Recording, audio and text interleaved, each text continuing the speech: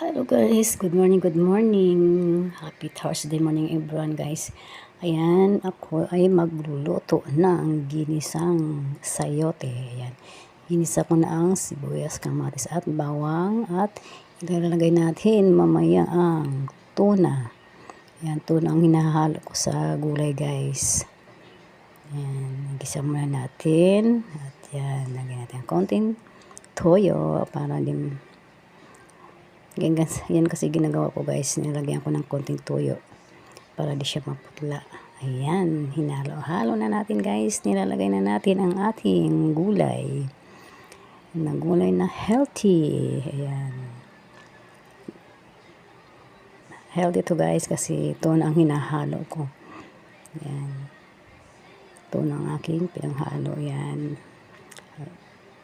At maya ay tatakpan natin yan guys para mabilis maluto.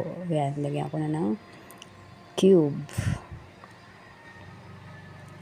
Ayan, takpan na natin guys para maluto na siya guys. Ayan, at halo-haloin na naman natin.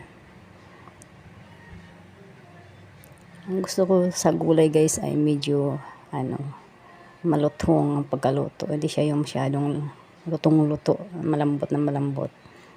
Ayan, titikman na natin ang ating ginisang sayote. Ayan guys, okay na. Thank you for watching.